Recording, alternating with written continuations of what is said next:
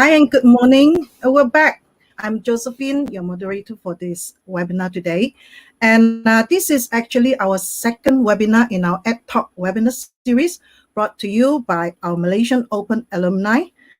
And if this is the first time you have heard of us, please click in the chat box. Yes, if this is the first time, and no, if this is not your first time.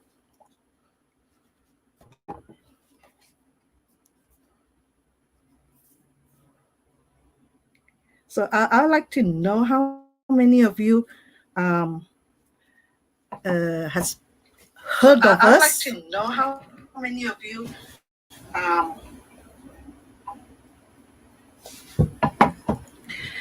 Okay, so if this is the first time you have heard of us, let me tell you this.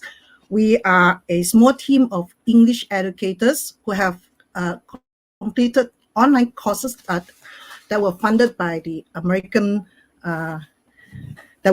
U.S. Department of State via U.S. Embassy Kuala Lumpur. So if you are an alumni of any one of these American online programs, please come and join us. We'd love to have you with us. This Ad Talk is part of the DAO project that has won the Simon Greenwald Award, which is sponsored by Macmillan Education, International House World Organization, and International House London. Okay, now the golden ground rules. First, you have to make sure your details in the survey form are correct, especially your emails. You will get your e-certificates through email within a week after the webinar is over. The link to the survey and e-certificate form is only accessible for a short amount of time before it is deactivated. For Malaysian participants, especially the English teacher, there is a separate link that you can fill in for the SPL KPM. So today's webinar is on Vaccine for the Soul, Revitalizing the Power of Poetry. So before I move on, please don't forget to subscribe our channel and click that like and notification button. So I would like to impress you with our presenter's bio. She has a bachelor degree in English, literature, and language studies. She has taught in primary and secondary schools for 20 years. Currently, she is involved in teaching English and building leadership in students under the program called Access Leadership Program, a joint effort between U.S. Embassy and Sultan Abdullah Foundation. She was the Guru Cemerlang, or Master Teacher, a recognition given to teachers with excellent service record in the area of expertise. She is, in 2014, she earned the Innovative Teacher Award for her repertoire of teaching strategies. She is currently serving as a school improvement specialist coach in Pekan District Education Office in the state of Pahang, Malaysia. As a specialist coach now, she coaches and equips teachers in the district to realize their true potentials by empowering and upskilling them with what is required in 21st century teachers. She regularly conducts seminars and workshops to help teachers develop professionally in education and educational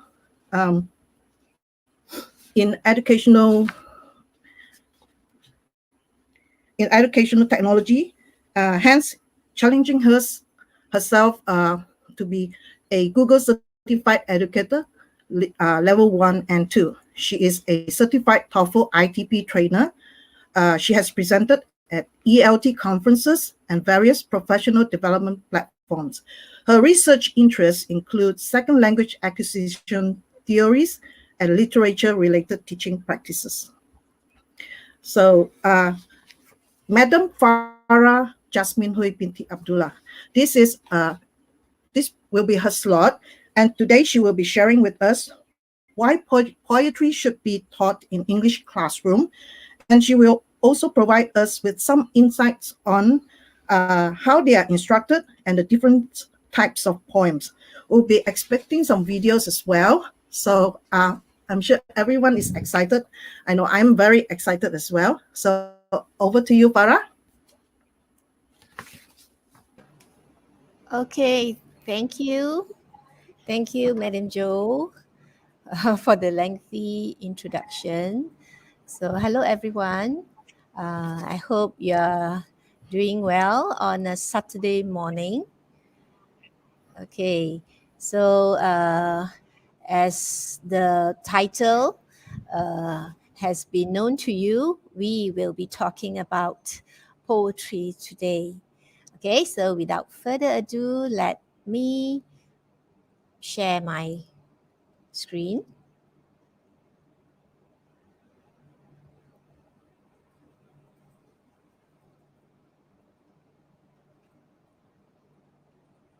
Okay, can everybody see this?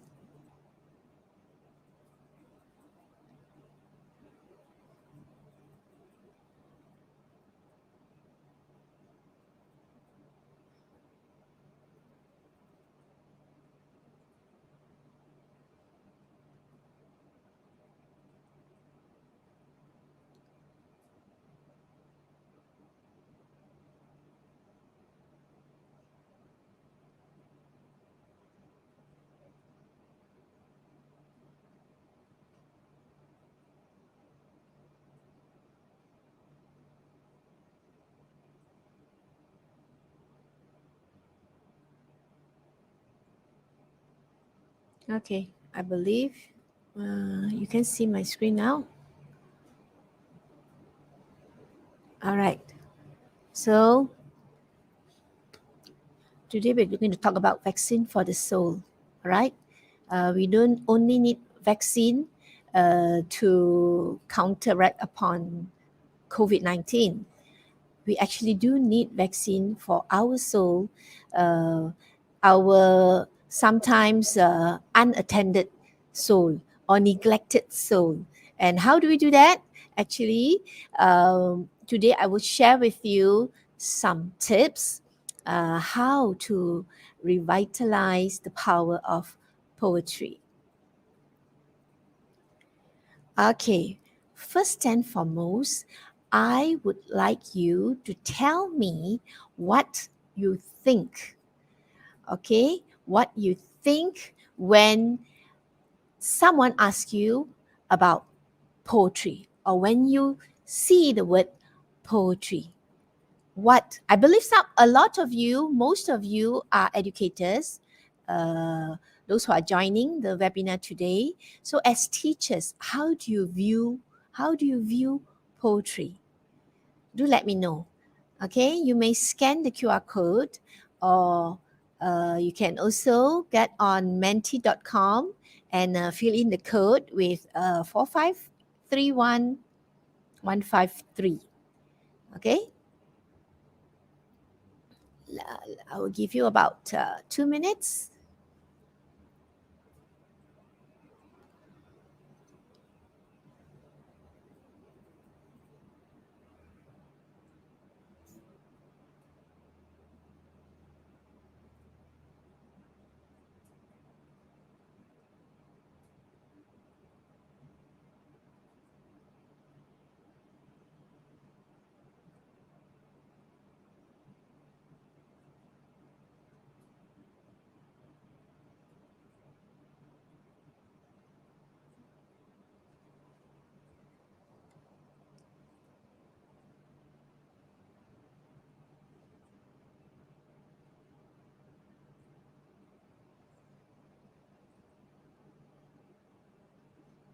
Okay, there you have it. Creative voice, yes. Clarity of image. Tranquility, yes, why not? Booster for personality. Wow. Modifier.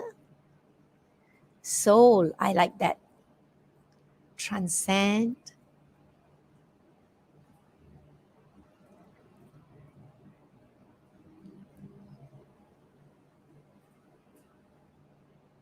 Okay.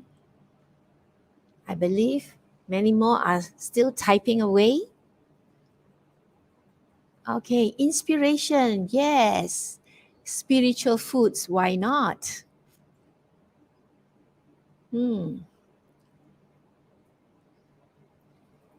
Fascinating. This is fascinating. Yes. I love all the input you have given so far. Very inspiring words. Very positive.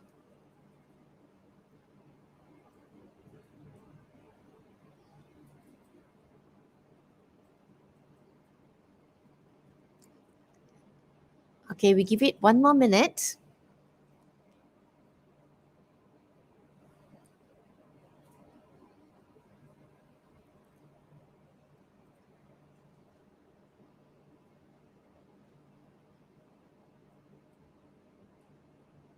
I hope you're not having some connectivity issue like what I did earlier, which, has been addressed luckily. That's why I can be online with you now. So perhaps we will leave this for a bit and we may come back to it later. All right. So far, all the views or rather your feelings towards poetry has been positive, which is very good. Okay, from all the words we can see here in this word cloud, you have given me this impression that you love poetry. You find it uh, giving you tranquility, inspiration. It is fascinating. It equals the creative voice, and of course, there is the clarity of image, booster of our personality. Very good. Okay, we will come back to this in a while. Okay. So, thank you for your responses. Okay, why do I want to talk about poetry? When we talk about poetry, uh, we know the first thing that comes to our mind is it has something to do with sound, it has something to do with a voice. So, rightfully, when we are using poetry in our classroom, we are also changing the tempo in the English classroom, in our classroom. And that is exactly what I hope all of you will be able to do. But because so far from the Mentimeter, we can see, in fact, very positive feedback from teachers who participated in the poll. So I wouldn't make any judgment because more often than not, if you talk to educators, they would tell you that poetry, oh, poetry is difficult. Poetry is not for me. My students can't write. It's out of the question. Prose is better, not poetry. All right, not everybody can be a poet. So, and hence, teachers, most teachers that I talk to say to me that they shun poetry because of the inconfidence they themselves have towards teaching poetry. All right.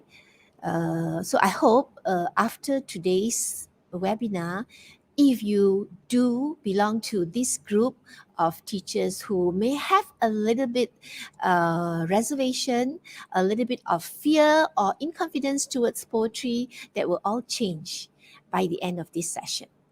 Okay, this is a very beautiful quote by Robert Frost. He said, poetry is when an emotion has found its thoughts and the thought has found words. So very apt, right? I love this quote. Okay, I want to share with you some findings from literature review that shows a few researchers that talks about literature.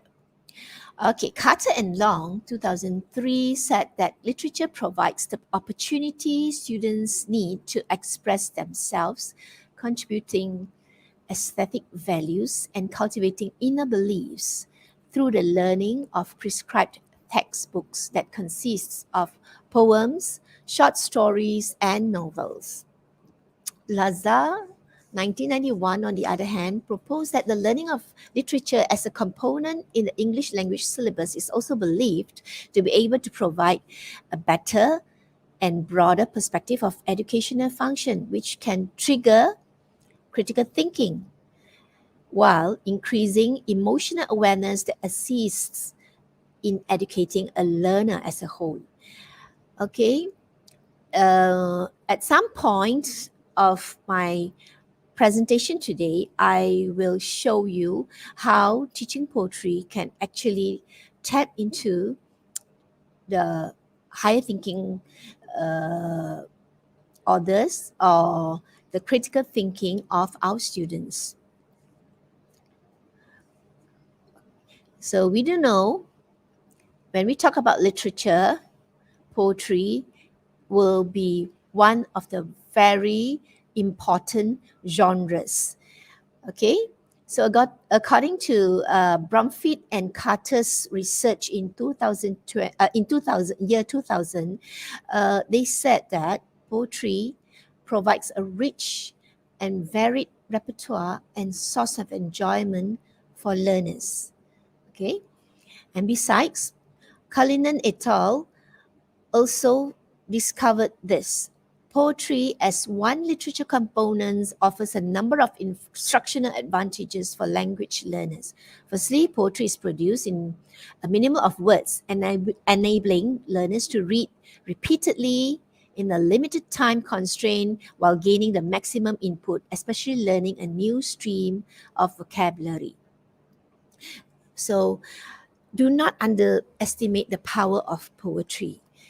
Although we may, truth be told, I also belong, I used to belong to uh, educators who thought that poetry is difficult.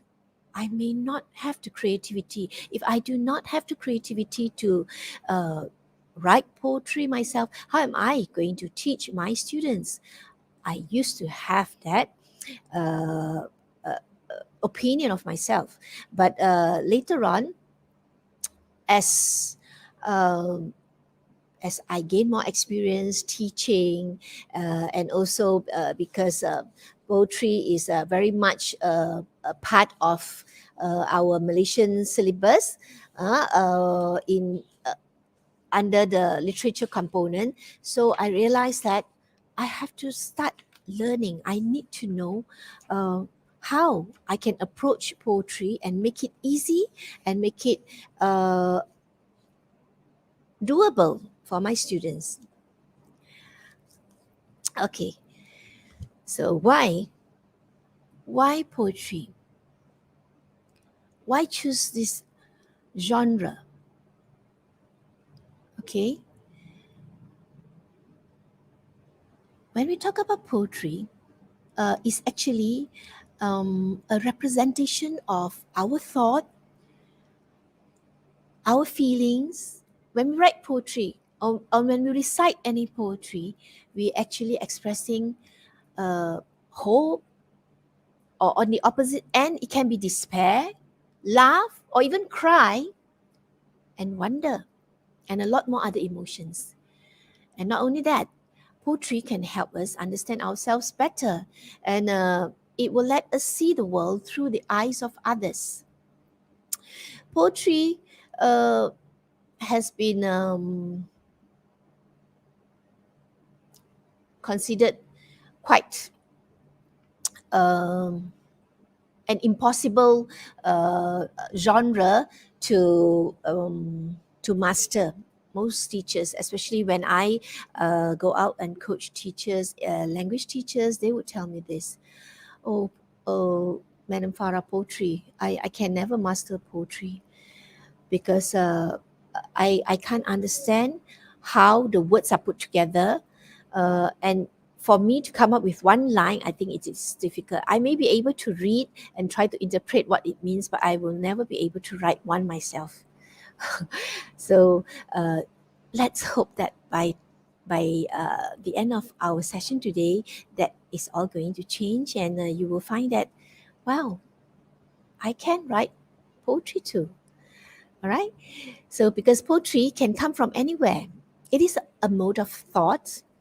Uh, the only thing is the only thing different from prose is that poetry is written in verse form, and it plays with words and rhythm, meter, sounds for it to uh, in order to result in a very beautiful piece of verse or verses that can be interpreted by the reader through those words of what the poet or the writer of the poem or poetry is thinking.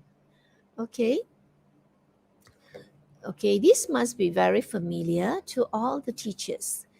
Elements of poetry, which consists of rhythm and rhyme, sound patterns, imagery, figurative language, diction, mood and tone, persona, and theme. These are some of the very common elements of poetry which English language teacher should be very familiar with. So because of that, I would like you to take part in a little quiz for you to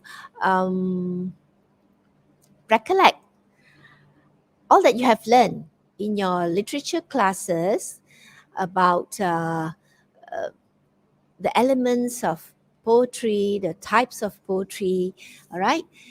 More of the types of poetry. Okay, so can you please scan this QR code, or you may even click the link given, and you'll be presented with some questions. Do not worry about the score because the score is only for you to know. All right. Take it as a revision, okay? Because there will be some definition of the types of poetry that some of which will be highlighted today during this webinar to you.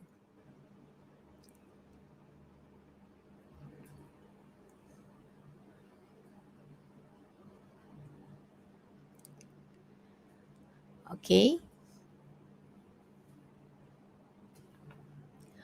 Oh, I can see that in the live chat on YouTube, there are more words coming from no Azlina. She says serenity. When she thinks of poetry, she thinks of serenity.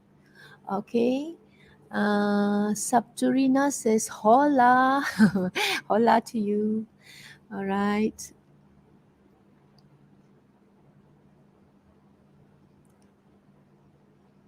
Okay. Now that you have answered, if you have finished answering the little quiz,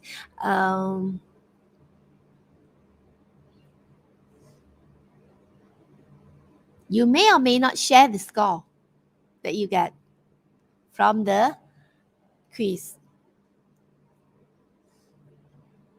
If you think you want to share, who knows? Some of you get the full score.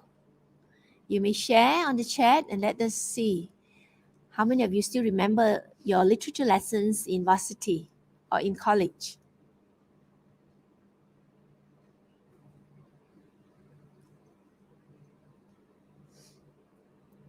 Okay, do let me know if you have answered, or at least let me know that you have attempted the quiz.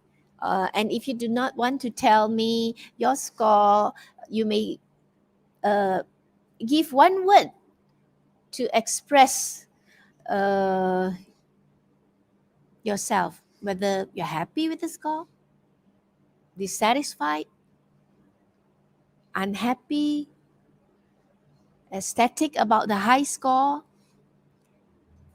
You may put in the chat.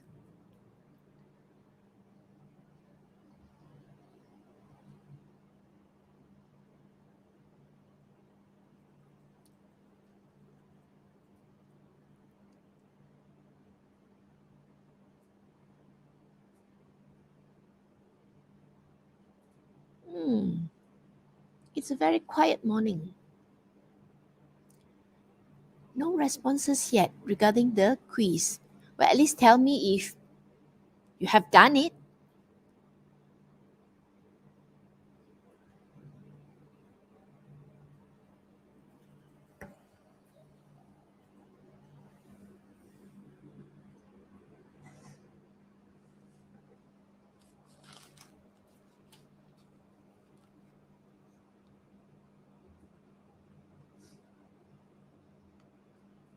Okay, let's see. No responses yet. Okay, never mind. Since the link is still there in the live chat, you can always go to it, or any attendees who join. Oh, okay, you're still doing. Okay, we'll give you a little bit more time, Azlina.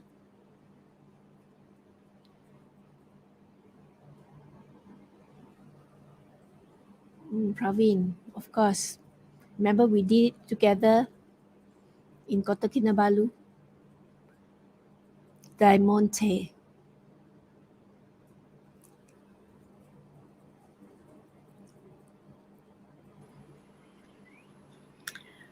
Hi, Madam Farah. Yes. While we are waiting for the response, there are a few comments from the chat box. Yes. So, would you like me to read them out? Yes, please. Yeah, there are two comments from Alfie Ismail. He quote, poetry is the free verse and almost untethered algorithm in which words can describe and portray reality and existence. And he posted again another, the vehicle of liberated expression that may employ rhythms, intonations, and unexpected deliverance of emotion. I think he was responding to your earlier question. And we have another comment from Charles Hatfield. The best words in the best order concerning poem. Wow. I totally agree. Yes. Thank you so So there's much. a lot of Beautiful. terms. Thank you, Alfie Ismail. Yes, I like that. Poetry is the free verse and almost untethered algorithm in which words can describe. Okay. Yeah, I totally agree with that. So Thank you. Thank you, Charles, too. Okay. And I happen to see one comment by Mr. Lim Sun Heng, a good friend. yeah, Okay, he said that he can't see the haiku option for the definition pointing to haiku. Actually, you will have to move your cursor to the right. It is all there. It should be all there. All the 15 definitions and the names. I think they are still answering your questions. Mm. Must be very challenging. It depends. If you can do some elimination strategy, actually you'll be able to finish it very fast. You know, there's elimination technique that we teach our children, because there are It's some very true. I mean, obvious ones. it's true. I think children they are natural poet. You just give them a space to write, and then they can create any poems I know. I mean, they are natural learners, in their own way. Yes, yes. That's why they say a child is like a clean sheet of paper. They are Yes, true. just so um, they are so innovative, and spontaneous. So they do not think hard or think too hard in order to come up Exactly. with one line. Compared to That's adults, very true. we are True. too careful. We are. I think we are too hard on ourselves when it comes to like creative writings like this. So the children, they Yes, tend to be more they tend to exploit themselves very freely, and yes, they are yes. very I natural in agree. this. Is that Mm, as a teacher, we don't I don't condemn, or I don't like stress on certain guidelines. You have to do like this, you have to do like that, because it will yes, naturally kill their their creativity. yes. You kill that So creativity straight away, and they would not dare to say another word when you ask in your future lessons, because teachers, being teachers, they're very quick to correct. Okay, they want the answer to be 100% accurate. If you are doing that to your student, actually, as you say, Madam Joe, it can actually take away the courage that they originally had. Because oh, I'm not doing it right, the teacher commented something about my poetry, about my writing. Yeah. true. Oh, wow. Ahmad Zaim.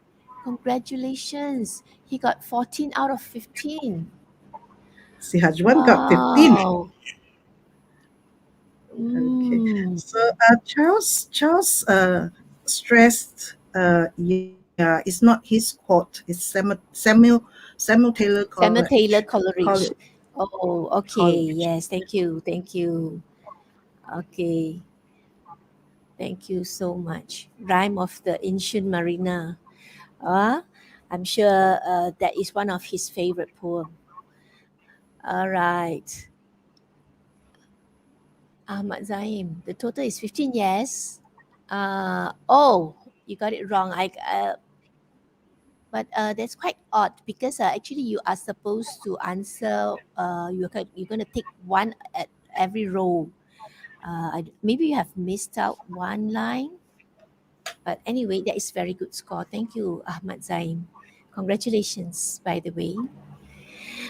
Okay, so maybe we can move on to what I have here on the screen. Beautiful poetry.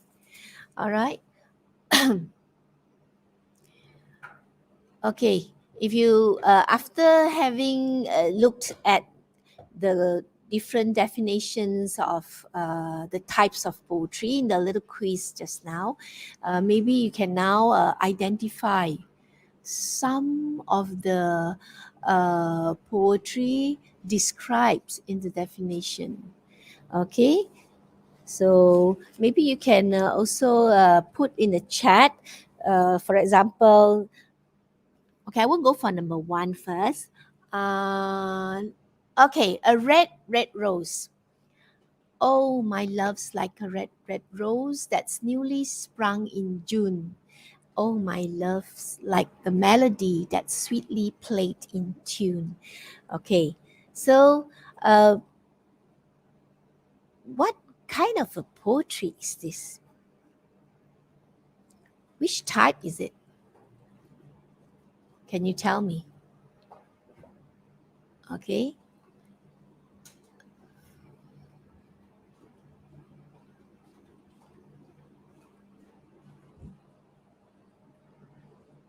Okay, let me give you a hint. The key word is like. Like.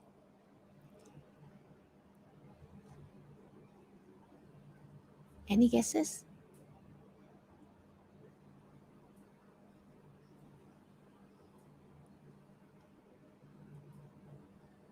We all know when we use words like or s dot dot dot s, usually we are trying to make a comparison, right?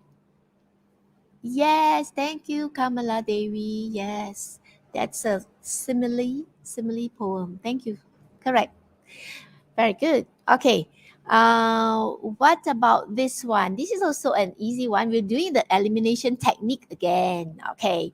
Mother, the mother poem. What what type of poem is that? Clearly spelled Mother.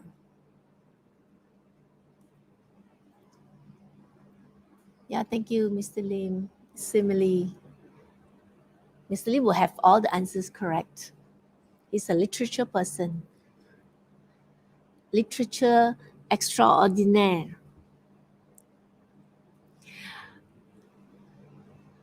Okay. Okay, can we have an answer for this one? Mother.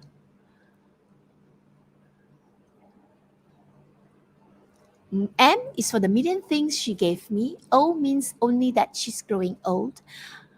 T is for the tears she shed to save me.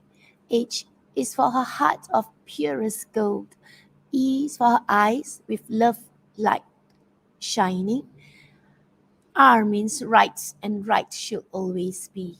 Put them all together, they spell mother, a word that means the world to me. Yes, Sirhajwan. Thank you, Sirhajwan. Oh, yes, it's acrostic. Pina Young, you're here. Thank you, Pina, for joining us. Yes, yes. Mr. Lin, acrostic, exactly. Thank you. Okay. Uh, what about this? What about I am in the forest waiting for someone to look at me. I can hear roaring from somewhere getting louder and louder. I can see my brothers falling. Then it's my turn to be chopped and made into paper. People write on me now. I'm now getting taken to the teacher. What poem could it be?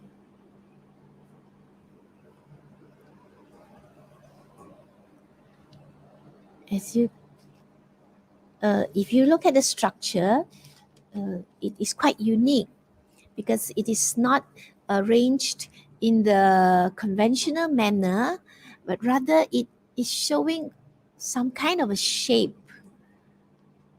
Cik Mah Kadir, yes, thank you, teacher.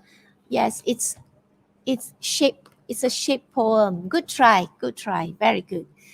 All right. Okay. What about this one? It's an easy one too. If I had known If I had known you, I would have left my love at home.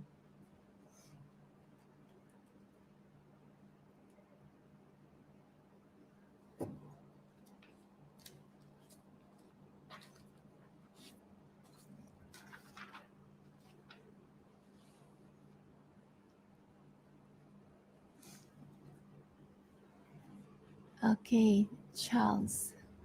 Oh my God, Charles. Charles Hatfield is with us.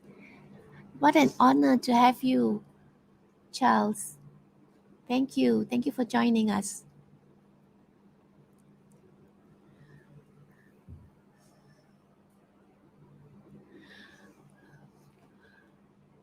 Okay.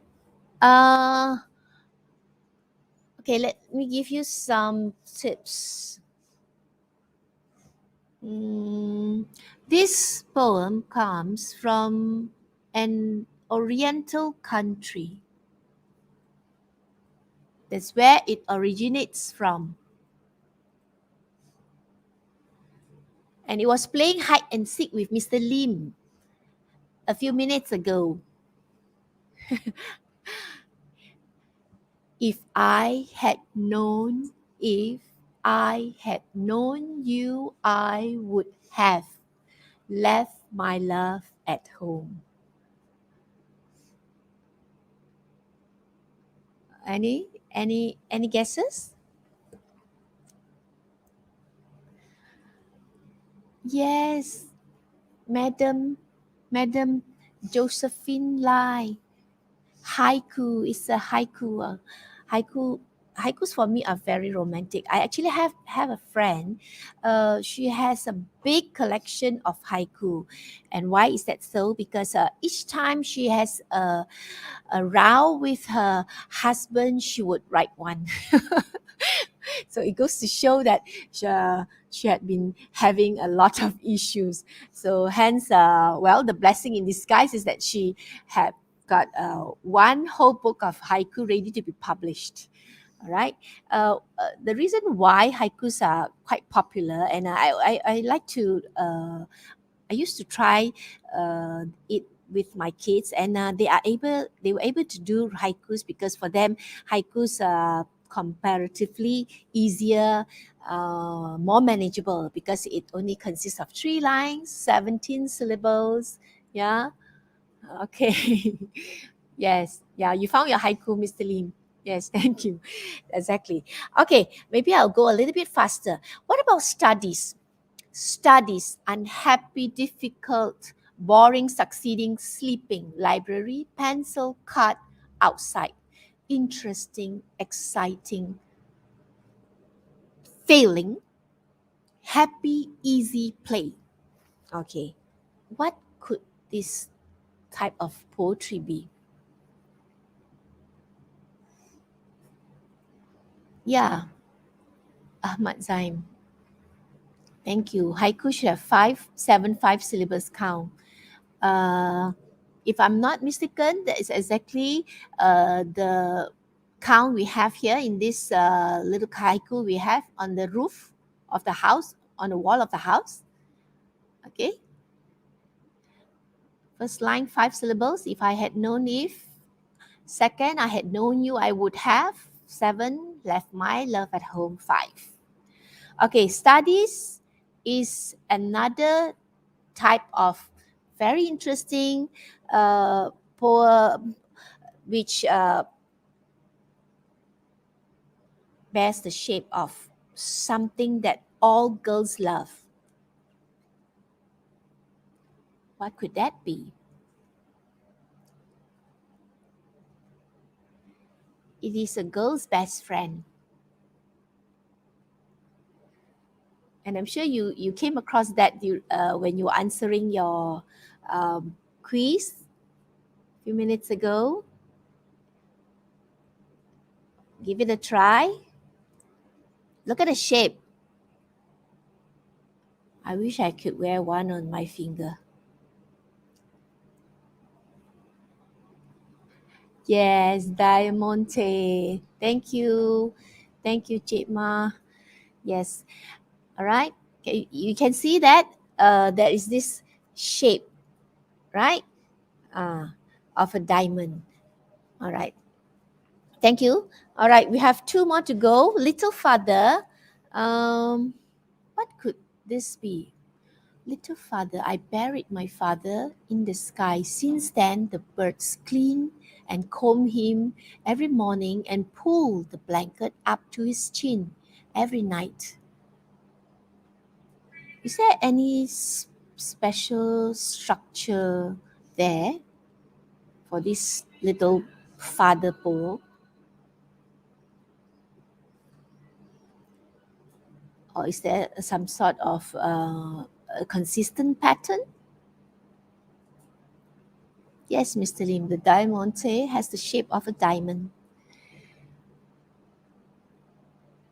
Uh, when you were doing the quiz, remember there was one definition that describes a type of poem that has no specific fixed pattern or structure to it, if you remember. It is free. You're free to write it any way you want.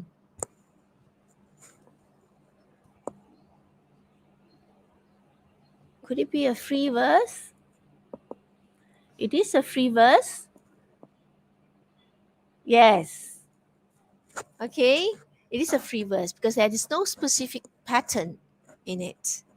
Okay, last but not least, we have one more to go, and that's the soldier. Okay, if you look at the soldier poetry, it is quite unique. The soldier is sat down to his last button on his special uniform for handling firearms.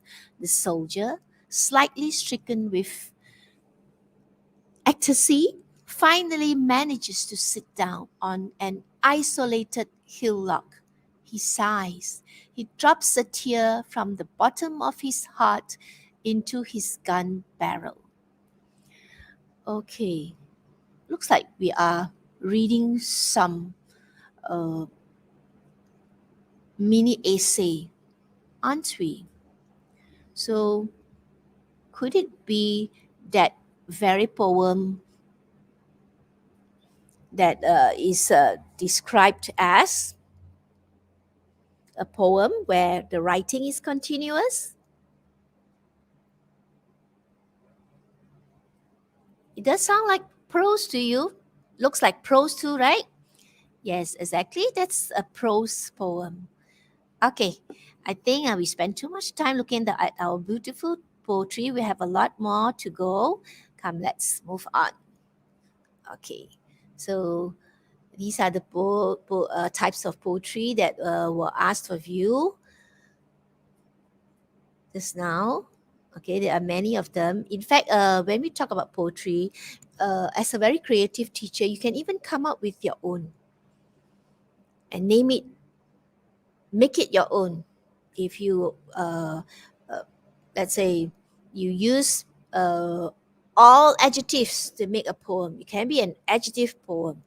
Or you only use nouns in your poems, it can be a noun poem, all right, or preposition poem. Okay, it's up to you. So there are many, many types of poem. Okay, okay. So let's take a closer look at acrostic poem. Okay, acrostic poem will make use of the first letter for every to start every line. So you can see that spring, spring. So S is for sunny days, plants awakening, raindrops on the roof, interesting clouds, gray skies. That is an acrostic poem. And one more very popular way of using acrostic poem in the classroom or for any maybe workshops for that matter is to use the person's name. Yeah, let's say you want to do some ice breaking, you can actually ask your participants to make an acrostic poem out of their name, right? Okay, so let's say somebody's name is Sunny, Sunny. So what can we put for Sunny? S for maybe svelte. U for unique. Okay, usually when you ask these teachers to make an acrostic poem based on their names, they will come up with very fantastic adjectives to describe themselves, which is what we want, right? And more so for our student, although they may have limited vocabulary, and that's when the teacher should step in and give them some support.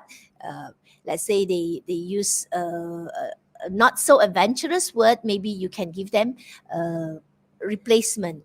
Okay, for a poetry lesson, maybe ask them to bring their dictionary. They can bring their rhyme dictionary, their thesaurus, so that they can have fun, have a go with a lot of interesting words which they may want to put inside the poem. Okay, yeah, Mr. Lim, the soldier is a prose poem because it is arranged in such a way that the writing becomes continuous. Okay, where do we find this poem? Who can tell me? Nonsense poem. Jabberwocky.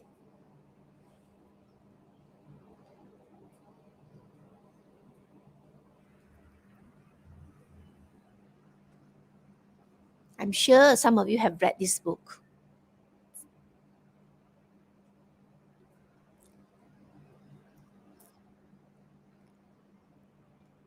Lewis Carroll? Sounds familiar? The lady in the picture may be able to tell you. Yeah, and there's also why she's there wearing a blue blouse, with a pinafore. Exactly. And that is our dear Alice. Alice in Wonderland. And this poem is actually found in the storybook Alice in Wonderland, Jabberwocky. Because if you realize, I've told you from the definition of nonsense poem will make use of uh, nonsensical words, meaningless words. Okay, just so it will sound nice, in the poem, and children really enjoy this. Okay, yes, Madam Joe, Alice in Wonderland. Okay, so yeah, so this is one of them, nonsense poem. So when we are trying to encourage our children to write some poem, to experiment with poem, if sometimes they write some words that you don't know, you may ask them, oh, you can encourage them and say, oh, you're trying to write a nonsense poem, but please just make sure that it's not totally without any sense. Okay, maybe there will be some nouns or some verbs that are nonsensical words, and then we may ask them, why do you use this word, what does it mean? Okay, and also from nonsense poem, actually you can use it as a reading exercise, all right, for reading comprehension, to make sure they understand what they're reading. Like for example, if you look at this mm, let's say I want to ask my student to answer uh, one comprehension question on this.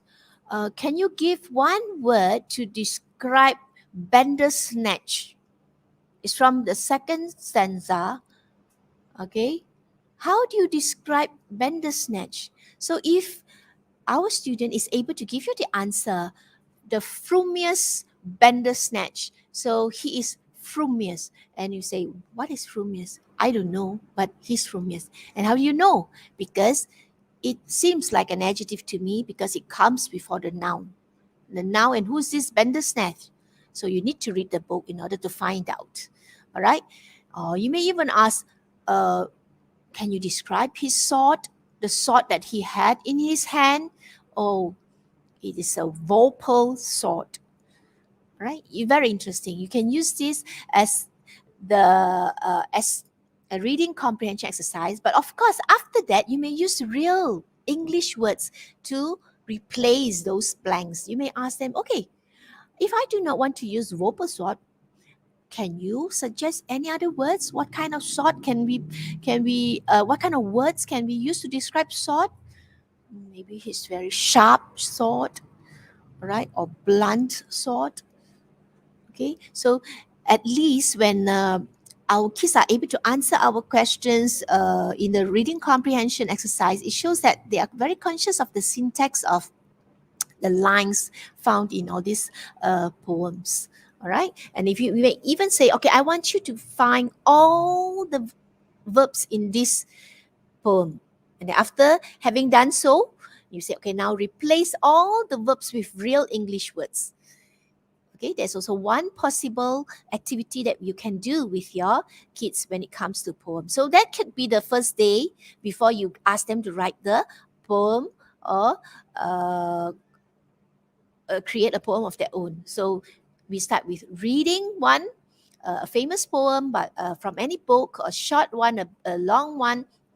Again, ask them to do some exercise. And then after that, when they become more confident, we can ask them, okay, now you write one. And when they are able to fill in the blanks with their own word, it is their own, the poetry belongs to them. And they have become instantly, and they have instantly become a poet in their own right. Okay, shape poem. Okay.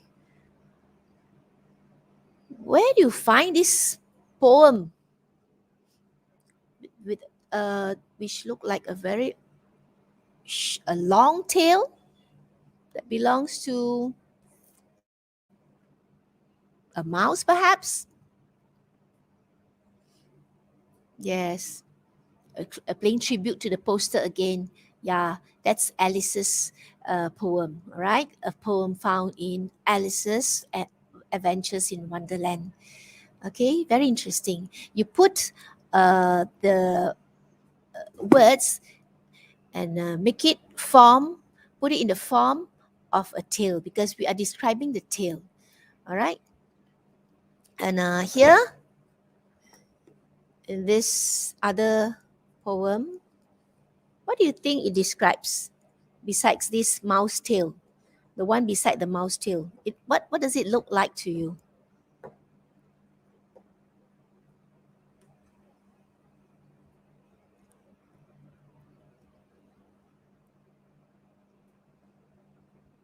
You may type in the chat. It's quite obvious, right? You have some greens which form the foliage, and you can see the trunk, the very sturdy trunk. Yes, Kamala Devi, thank you. It's a tree, right? So this poem takes the form of the shape of a tree. And it sounds very nice too. I met a man who was a tree. Did I see him or he see me? Standing there majestically, tree and me. The smell of sun on autumn leaves on your knees. Oh, sorry, on autumn leaves, full stop. Okay, praise the earth down on your knees. That's what the old man sang to me, right? I'm sure you can try this out with your students and ask them to come up with their own shape poems. They can uh, just draw any shape they want. They want to describe a cupcake, uh, maybe in the shape of a heart. They want to talk about their heart. They're broken-hearted. They are very kind-hearted. All right, they've given their heart away to someone, so they can write about it. Okay, next, reader poems.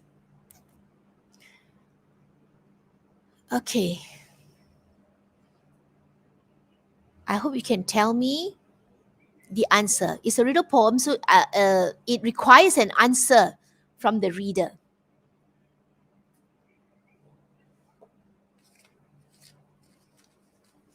The beginning of eternity, the end of time and space, the beginning of every end, and the end of every place. So, actually, what are we talking about? Would anybody like to try?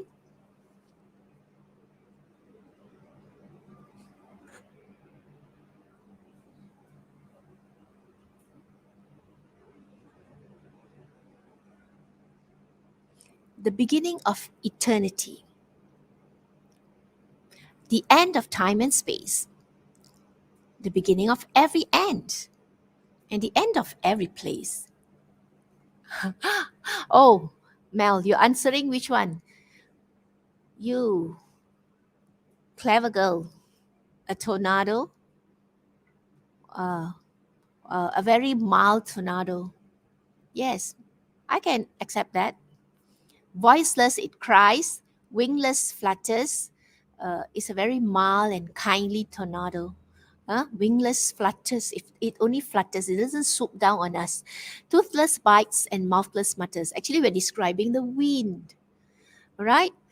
And then what about this one? The beginning of eternity, the end of time and space, beginning of every end, and the end of every place. What could that be?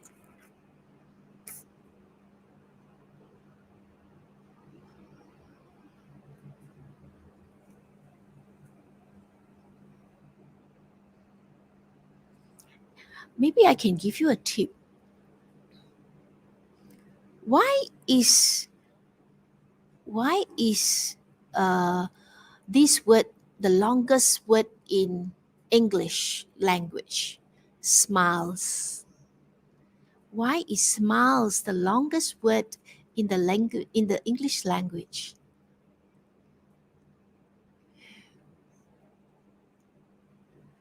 Because there's a mile between the two letters, right?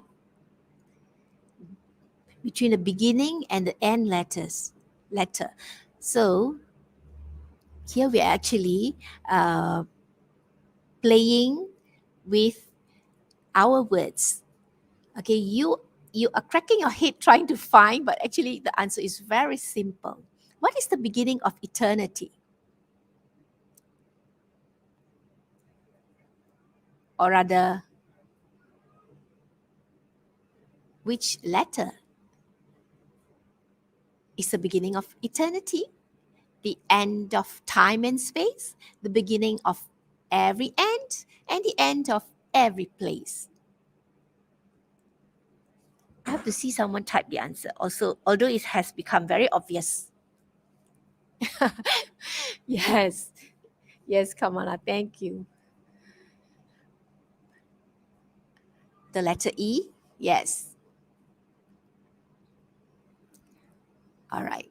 Oh, uh, Mel has another answer. Mel says it is time.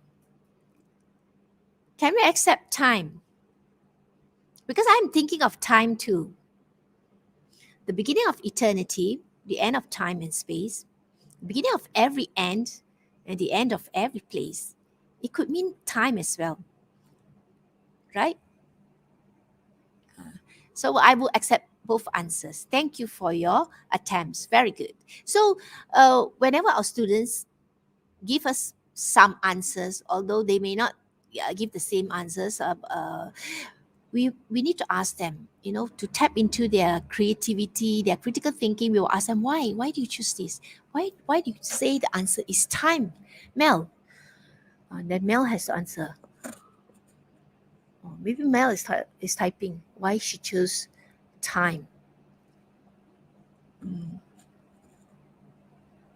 Yes, Charles. Riddles. We love, even in our Malay language, we call it the teka-teki. Yes, we have a lot of riddles. The Chinese too, the Chinese culture. We are always keeping people guessing. We like to ask riddles. And sometimes mothers are very cruel. They say, you can answer this, you get your food. Just to make their children think a little bit. Riddle poems. Okay. More of Diamante. Diamante comes in this shape. Okay, the diamond shape. I like this one on cats. Cats, clever, cuddly, crouching, pouncing, purring, meow, feline, canine, bark, running, sniffing, yelping, lovable, smart, and dog. All right, and so on and so forth. This is very manageable. All you have to do is just let them share with your students the pattern. How does a diamante looks like? Okay, it has in line 1, it has the topic. All right, followed by line 2, you put in adjectives, and line 3, the participles, the present participle, the ing words. All right, 3 ing words. Okay, and followed by 4 nouns about both topics. So they will be sharing just like this Diamante on cat and dog. Male and feline will belong to cat, and canine and bug belong to dog, right? And then it's a mirror image. For line 5, it will be the same as line 3, line 6 the same as line 2, and line 1 is the same as line 7, where you put in the topic that you are talking about. So I'm sure you can try this out. You can write poems. All right, haiku. A Japanese form of poetry that contains 17 syllables following the 575 pattern. I saw 2 seagulls and a red bird in a tree. Excuse me, waiting there for spring. Okay, you count the syllables, you don't count the words. All right, I saw 2 seagulls, 5 syllables, and a red bird in a tree, 7 syllables, waiting there for spring, 5 syllables again. Okay, and the other 2 examples as well follow the same pattern. Haiku, remember the one that has the whole book of haikus because of a lot of differences between her and her husband. Okay, so before we go on to some activities you may try with your students, be it primary or secondary, I would like to just take a look at this tips for teaching poetry. You have to examine your own poetry experiences and attitude, okay, before we try to introduce any poetry to our kids. We cannot go to class without having had any of our own. All right, but I'm sure we do express ourselves. We do write verses, lines when we are angry, sad, frustrated, okay, or whatever feelings that we are having, and that can be our experiences, and we learn from there, and we can transfer that to our student. All right, develop an upbeat, positive approach with students. Then read your favorite poems aloud in class. Look for themes of poetry in everyday life. Do not look far. Look at things around them. Look at things around us so that they are able to associate with what they are going to write about. Cultivate a safe environment in which students can start with baby steps. Create doable activities to encourage poetry writing. Make your students read out the poetry. Upon completion, once they finish writing, ask them to read out. Poetry are not to be kept inside the exercise books. It is meant to be heard. All right, so please make them read. Okay, it's a very good reading practice. Ask them to read aloud their poem. All right, and please show some appreciation towards the creativity shown by your kids. Creativity is a very subjective thing. Okay, you do not say somebody is wrong. You know, for example, let's say, can I say, cupcake sour? If your students had written cupcakes sour, would you accept it? Can you say wrong? Can you say that it's wrong?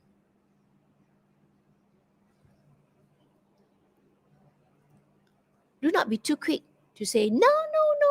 How can you say cupcakes are sour? Cupcakes are sweet. Well, if the mom has decided to make lemon cupcakes, it could be sour, isn't it? So we have to accept anything that comes out of their writing, their creative thinking. All right, maybe once they had this experience eating some cupcakes which had those little sour raisins inside, and the whole cupcake tastes just horrible. It's not sweet, but it becomes very sour. So because of that experience, So the child wrote cupcakes, sour cupcakes. I don't like sour cupcakes. So we will accept that too. But what we can do perhaps is to ask them why. When did you eat your sour cupcakes? Where do you buy them? Can I buy them too? I would love to try that out. Okay. So, yes, Sharon. Yeah, it's a good reading practice. Okay, I have here today to share with you quite a number of activities. All right. Okay, I think I will go a little bit fast. Activity one, from prose to poetry. Okay, this is one very simple activity where you can immediately make poets out of your students or out of yourself too. Think of something you're very passionate about. Write down your thoughts and feelings down in prose. You may not have to decide which type of poetry you're writing. Put them down in prose, in continuous writing. And then use any type of the poetry introduced to you to arrange those words into verses. You will decide how you want your poem to look, to sound, or to feel like. Okay, it's entirely up to you. Use any form or style you feel most confident of, and there you have it.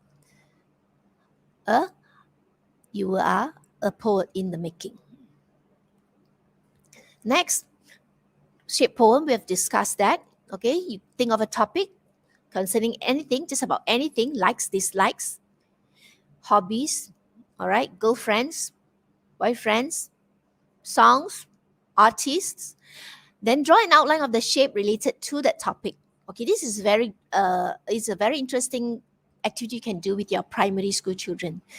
They'll be very excited once they have a collection of the poem. You can ask them to compile and make a scrapbook or a folio out of it, and then on maybe in during your English week, you can have our poets display all the poems, all the scrapbooks that they have created. That will be really a boost to the confidence. Draft about 4 to 6 lines about your topic. You decide how you want your topic to answer the question what, how, and whether your poem should rhyme or not rhyme. Then write it around the shape you drew earlier and splash some colors onto it to make it look good. I think it's doable. Don't you think so? Who agrees with me? Shape poem is one of the most doable poems that we can introduce to our students. Yes, exactly, Cik Ma. Poems are all about how one feel or see things. All right. Okay. You can also have a picture perfect poetry. Picture yourself as one of these ladies. Use verbs to describe what you are doing. Okay, you picture yourself as one of them, the one in green shirt or the the red or the blue. And then use adjective to describe how you're feeling at that moment. Which adjective would you think of? Let me ask you, what word comes to your mind? You can give me a verb or an adjective if you look at this picture. When you picture yourself as one of them, one of these ladies, one of these nosy ladies. Oops, I gave away one word. Nosy can be one of them.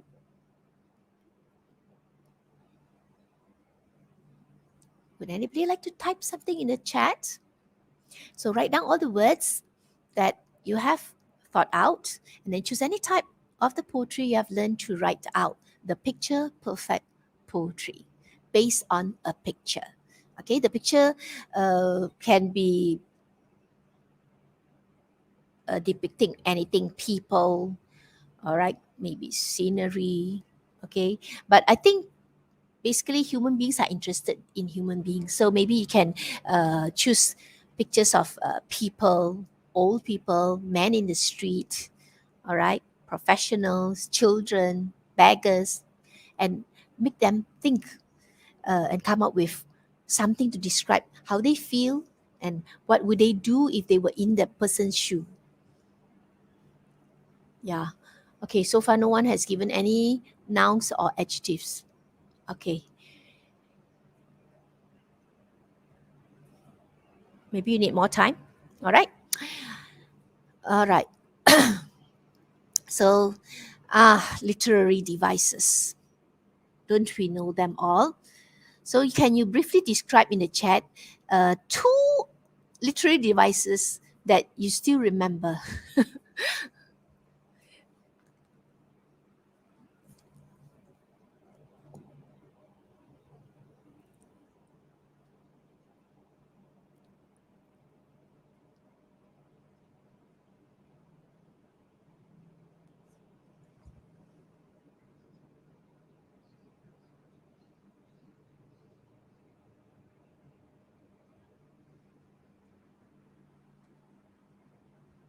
Okay.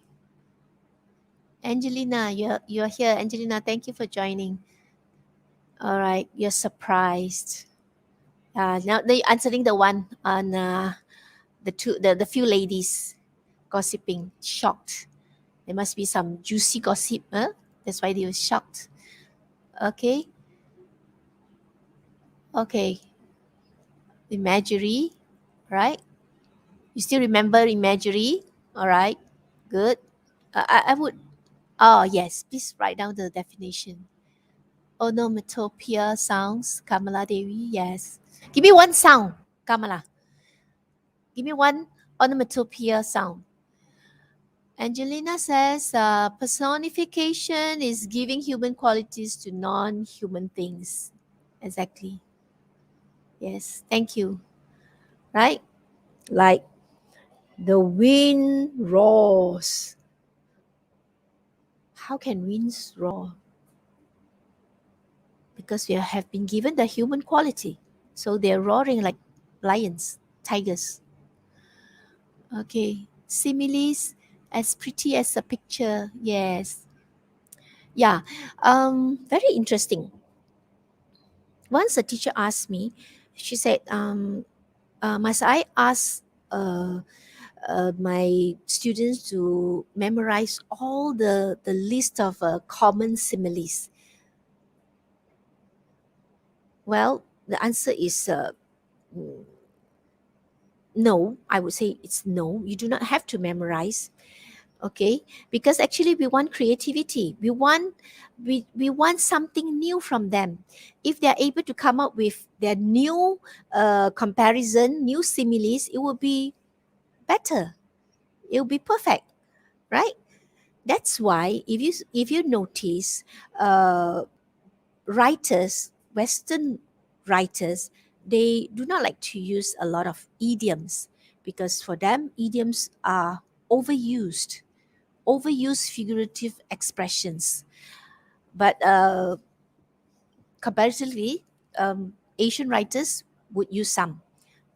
But professional writers, on the whole, would not use overused expressions. They would come up with their own. That's why they are writers, okay, because of the creativity.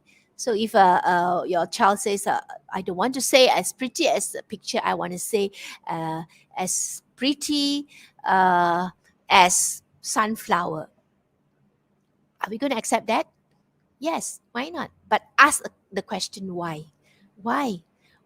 Why do you say my mother is as pretty as a sunflower? Then you will make that child think, and he will come up with reasons why. Oh, well, because the sunflower has got many beautiful petals. Okay, it looks sunny. So when you look sunny, you look pretty. So that is what we want from our children. Okay, do we have some more? Okay, repetition. Very good. Using the same word or phrase over and over again. Repetition. Yes, and sometimes we can call it refrain, right? Okay, I think all of you are very good with your literary devices. Just to jolt your memory a little bit. Okay, you have this in your literature book. In case you forget the definition, look them up. Okay, Okay, all right. I would like to play tribute to Charles Hatfield because this is actually taken from the book, the booklet about creativity in the English classroom, and this one is by Charles Hatfield and Charles and his wife. Thank you, Charles. All right, and I'm very glad to share it with you. I put down the title as a HOTS activity, high order thinking skill. All right, and why is it so? You will later find out. All right, the title is mystery object. Maybe later, Charles can also explain why. Uh, it can be one way to tap into the high order thinking skill. All right. So this mystery object is actually one activity to practice prepositions, to teach grammar, rather. So what you do is you get a picture of an outdoor scene, any picture, that can show position of things related to one another, in relation to one another. Prepare a bubble table like the one below and adapt it to cover prepositions that your students have learned. Please do not give words, uh, a whole lot of words that they have not learned. You may challenge your students a little bit by maybe adding a few extra words which they may not be too familiar with, new words to them, but not the entire list. All right. We teach what we test what we teach, right? Um, we teach what we test. All right. So next, you can create a poem like the one below on a bench next to a tree, beside a lake, beneath the mountains, under the deep blue sky, lies a dot dot dot. Here you can see it has been arranged in such a way that has become a verse. It has become a type of poem. Okay, and we call this the pattern poem. Am I right, Charles? Yes, I'm very glad to share this. I really enjoyed. I hope I could share more. Okay, maybe in some other webinars we would share more. Thank you, Charles. Read the poem to your students and ask them to guess the final object at the end of the poem. So it can become a two-in-one poem, a pattern, come a riddle poem, right? Because at the end we ask them to answer. What do you think? What do you think lies under the deep blue sky? What is that? What is the object? But it's a more of a predicting poem actually, yeah, because it the answer depends on what the student is thinking. All right, because you only imagine that mystery object. If if you're given a picture, the object may not be there, but out of your imagination, you say that under the deep blue sky lies a monster, or lies the brightest diamond for Farah Jasmine. Who knows, right? So it's just to have fun among the students themselves. So they will have fun guessing. I think it is, you were saying that the other day you wanted an iPhone 13. Could it be iPhone 13? Right? So it also is a very good activity for them to interact with one another and to have better rapport. All right. So we continue. Let's say the object is actually a bell. If you see this shape, it's sort of like a shape of a bell. It has, because I arranged it in such a way, it looks like a bell, doesn't it? So it may be a bell or it may be something else. You can imagine it. Somebody might say it's not a bell, it's something else. It's a I don't know, maybe a hat. So ask them to think of a story behind the bell by asking them questions such as these. What kind of bell is it? Why is it there? where is the owner? Has the owner lost the bell? Does it have some supernatural power? All right. So all these will make them talk. As we all know, from the revised Bloom's taxonomy, when we start our children discussing about something, when there is interaction between two people or more, there is bound to be some debating, some argument, exchanging of ideas. So when that happens, actually, the critical thinking process is going on, right? That's why I would say this is a HOTS activity and it's a poem writing activity. Ask your students to close their eyes and imagine another scene and repeat those questions asked earlier to themselves. All right, that question, those questions like what kind of bell, why is it there, where's the owner, has somebody lost the bell? So they will close their eyes and they will imagine another scene, maybe from the movie, maybe from a book they read, and then they would repeat those questions to themselves, and then you will put up the bubble table once again for them to practice the prepositions, to practice grammar, to consolidate their knowledge about the grammar usage. So with vocabulary and as well as structure. And then we ask them to write a poem like the given example. So you may specify the number of lines and give them the pattern, but you replace, okay? So you would say, okay, I want you to put a preposition followed by a and then and a noun. The second line also, one preposition replacing next to, followed by an article, a, and another noun, and so on and so forth. And of course, at the end of it, there will be the riddle. Lies a dead body, Cik Ma. Yes, thank you. That's scary. Once done, students read out their poems in small groups and the others would guess the object and work out its story.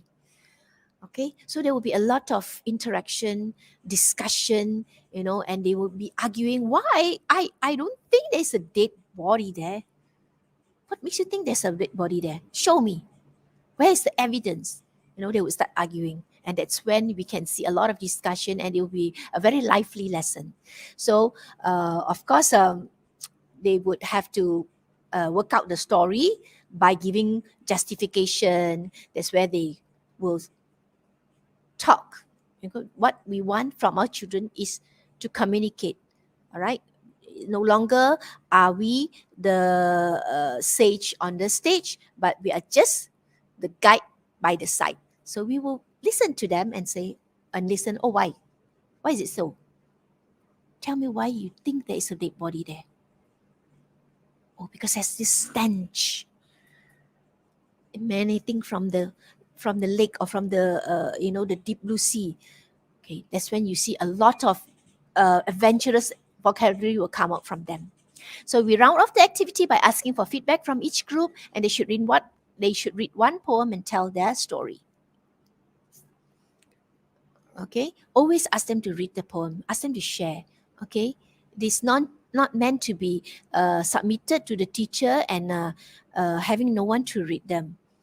If you have asked them to come up with a creation, it is supposed to be shared, okay, supposed to be admired by the rest of the class.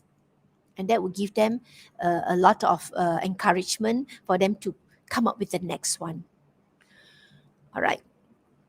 So now we are looking for the instant poet. I will give you 3 minutes to write any type of poetry. This will be the last activity for today.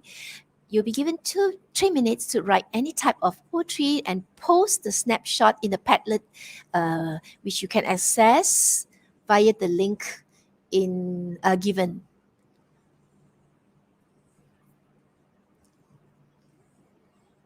I hope you can see that. So you just type padlet.com/ Jopy Hui, Jopy, HUI stroke power of poetry with capital letter for the first letter of each word. Power of poetry, POP. Okay, just 3 minutes. And we are going to admire your Padlet.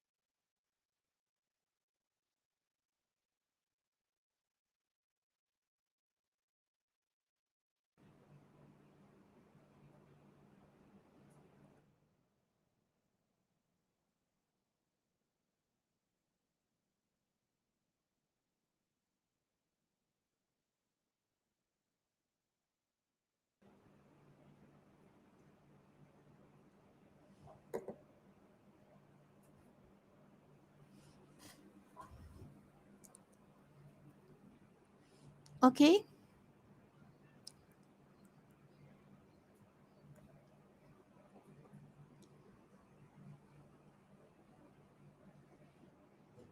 Oops. There's only one poet here.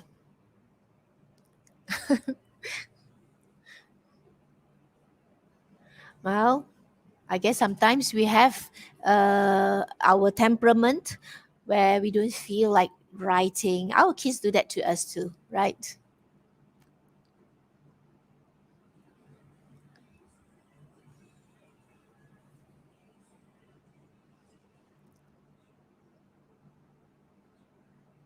Yes, exactly, Charles. Poetry is an integral part of us. Right. Even our babies use onomatopoeia from day one. Blah blah blah blah. Mama, da da da. Okay. Oh,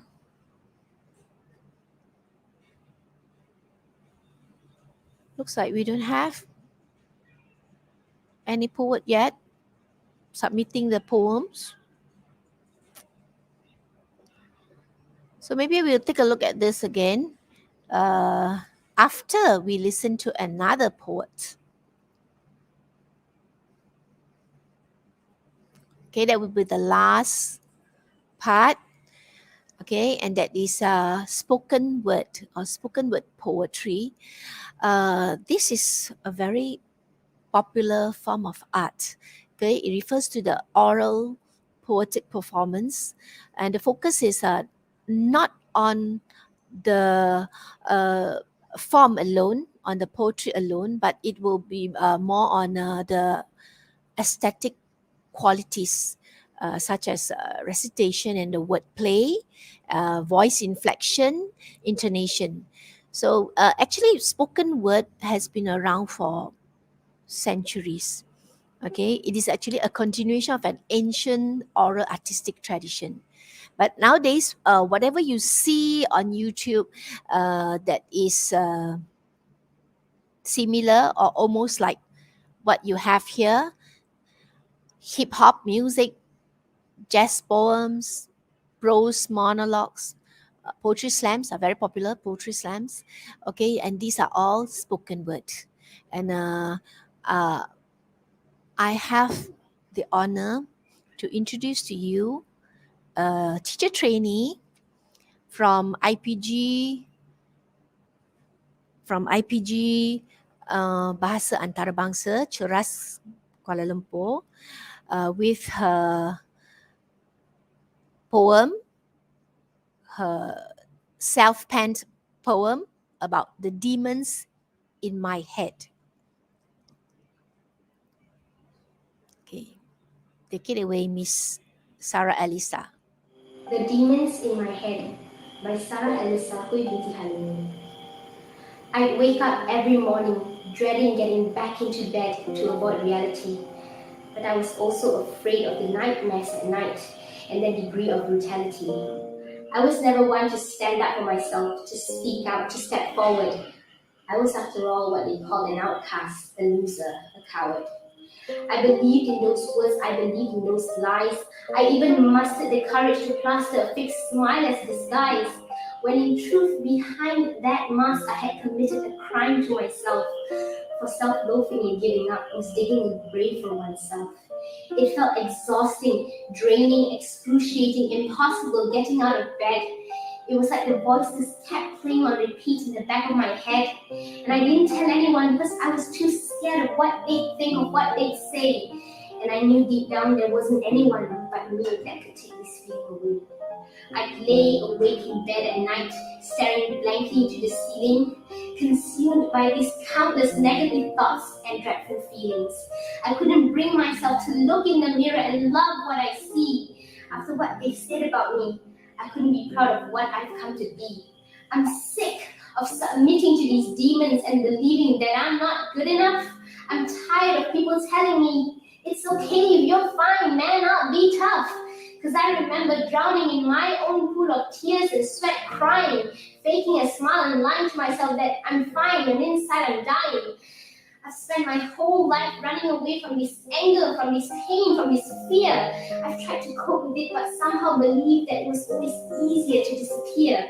And maybe it's worth doing so because nobody really cares. It's my own business, my own problem, and not very much theirs. And every time I try to open up, my vocal cords get tight. It's likely I'm entangled with these demons when I battle my own fight. But they're not going to overcome me. They're not taking me with them. They're going to be conquered and not once again have me listen to them. They can't keep me trapped by drowning me in my own sorrows like this. I will never see the day of light or harbor hope if I keep acting like this. They can't take me again. They can't convince me to give up. This time I'm closing my eyes and closing my ears, screaming, shut up, shut up. I'm talking to you now, demons. I'm no longer a slave to your whispers of torment. I'll embrace every flaw I have, every mistake I make. I'll be proud, I'll be content. Look at you and I now, who's having the last laugh, who embraced the truth and called the others bluff. And everything you told me I wasn't, someone else told me I was. And everything you hated about me, someone else told me he loved. For years I self-blamed, I self-hated, and you're the cause. But now I realize I'm more than all the things you once told me I was. I'm done. I'm packing my bags. I'm moving on. And when I turn to look at you, I expect you to be gone. I'm no longer the child that's afraid of you, that's running away in fear anymore. If you come and taunt me again, be prepared, for I'll have more for you in store. You'll never have the upper hand. You'll never again see me fall, because I'll be on to you and I'll be standing tall. And when you try to ruin another child's life, I'll be sure to see them through. I'll be there for him or her, and I'll be stopping you too. Thank you. Okay. So interesting, huh? Spoken word. I think this will be something which might be quite interesting for teenagers, since teenagers will be more expressive and they're able to tell about their feelings in more words, more in depth.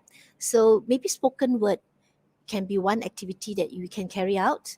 We can encourage them, and because it is sort of like free verse, okay, prose poem where you can just keep on talking in prose, okay, but the focus, the value in it will be how you read out the sound of it, the quality, the inflection, the intonation to bring out the message of the spoken word.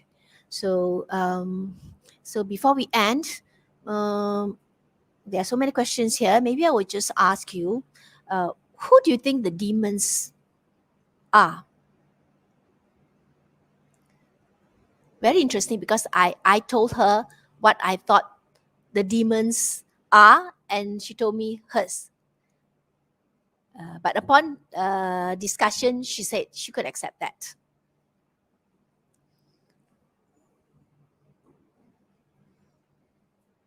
Who do you think the demons are? Can we have some responses before we call it a day? Poor me. If you ask me, I would say it's just me myself, because we are sometimes very critical of ourselves. We have this certain standard that we set. When we are not there, we tend to like condemn ourselves. Being hopeless. All these negative things that we apply to ourselves. So I feel like when I was hearing her just now, she, I can actually relate to her. The voices, her voice. Yes. Yeah. And you know what? You are on point. To her demons, actually herself, her fear. But I was saying, Yes. were you referring to bullies? And she said, come to think of it, it can apply too. She said, bullies can be the answer too. So actually, that's why poetry is so interesting, because it can be anything. It is open to debate. We can give our reasons, justification why we say something is so and so, and we have our reasons why. That is why I think it should be a part of our English classroom. We definitely should inject some vaccine into the souls of our children who have long been deprived, of a chance to have the voice. You never know. Give them the Yes, spoken true. word. I Then I they will totally send agree. you, and they will send you videos of them telling things that you never knew before. Yes. All Oh, right, those I'm very confident of that. Okay. true.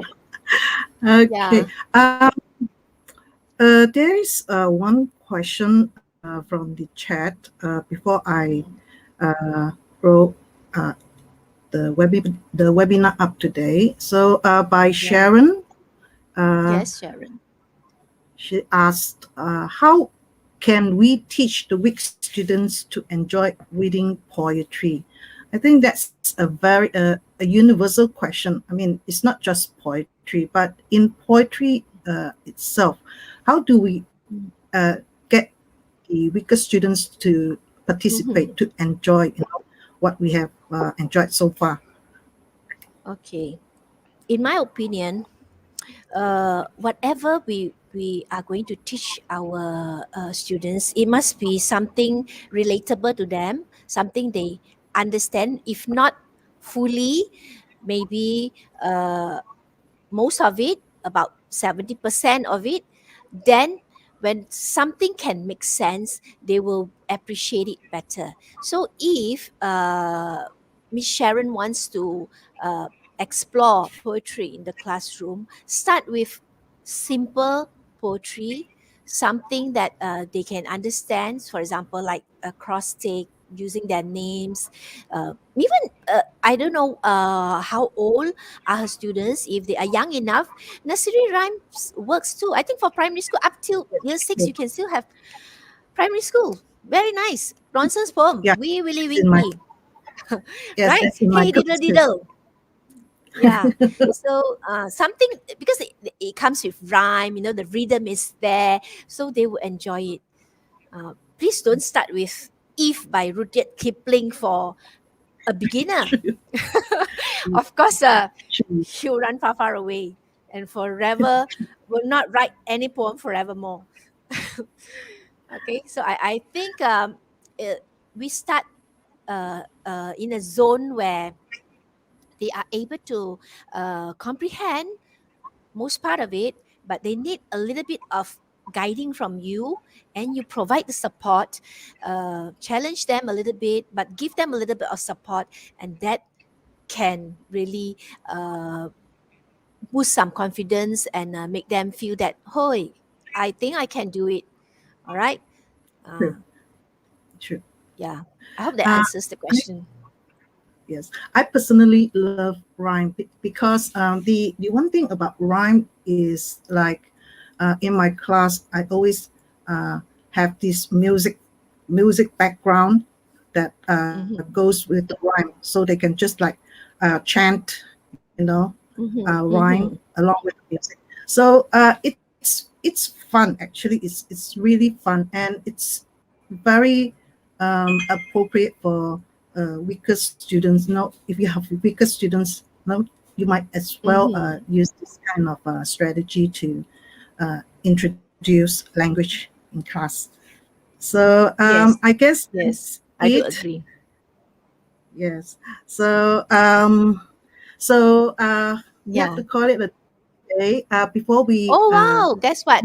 There are end the some session. poems Yes, already. yes. You should be very happy. There are Yes, one, I two, am. I three, am. six Oh, poems. rest in peace. No, not Too yet. bad I don't know the names.